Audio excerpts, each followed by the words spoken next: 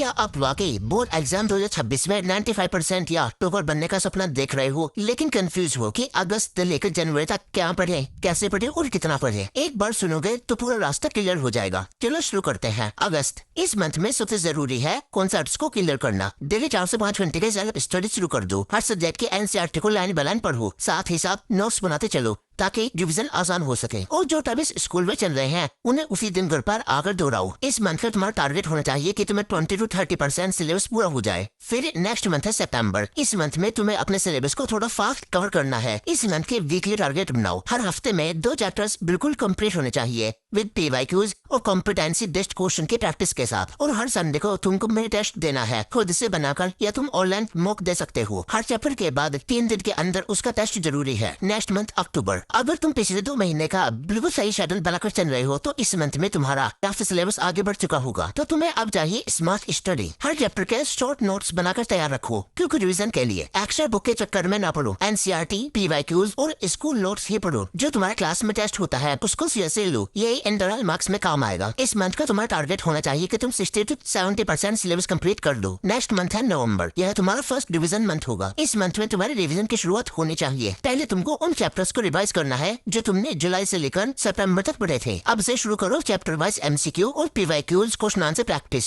और जो भी तुम्हारे पहले दे टॉपिक्स हैं उनकी लिस्ट बनाकर उन पर ध्यान दो। वीकली प्लान में तुमको 5 दिन स्टडी करनी है और 2 दिन तुमको डिवीजन और टेस्ट के लिए रखने हैं। दिसंबर तुम्हारा फाइनल होने वाला है। पूरा सिलेबस एक बार रिवाइज हो जाना चाहिए। अब पूरे सिलेबस के मॉक टेस्ट जैसे बोर्ड में होंगे वो तुमको देने होंगे। इस मंथ में तुमको राइटिंग की प्रैक्टिस पर ध्यान देना है। जैसे बोर्ड एग्जाम में 3 घंटे का पेपर होगा, वैसे ही तुमको घर पर बैठकर राइटिंग प्रैक्टिस करनी है। और जो तुम्हारे इंपोर्टेंट डायग्राम्स, थ्योरम्स, मैप्स और लॉज हैं उनको तुमको बार बार रिवाइज करना है। और इस मंथ के जो तुम्हारे प्री बोर्ड होंगे उनको तुम्हें पूरा बोर्ड जैसे स्ट्रेट करना है। नेक्स्ट मंथ है जनवरी। ये मंथ होगा तुम्हारा मास्टरी और कॉन्फिडेंस का। इस मंथ में तुम्हें सिर्फ डिवीजन, राइटिंग प्रैक्टिस और डाउट सॉल्विंग करनी है। और साथ ही साथ तुम चाहे चीट शीट बनाकर चलो जिसमें तुम्हारे सब्जेक्ट का कोर हो। रोज एक फुल सिलेबस का टेस्ट दो जैसे रियल एग्जाम हो। इस महीने स्ट्रेस नहीं, कॉन्फिडेंस बिल्ड करना है। तो दोस्तों यही है अगस्त से लेकर जनवरी तक का टॉपर वाला रोड मैप। अगर आप इसको सीरियसली फॉलो करते हो तो बोर्ड एग्जाम में 95+ स्कोर करना आसान हो जाएगा। कमेंट करो तुम अपने बोर्ड एग्जाम में कितना % लाना चाहते हो।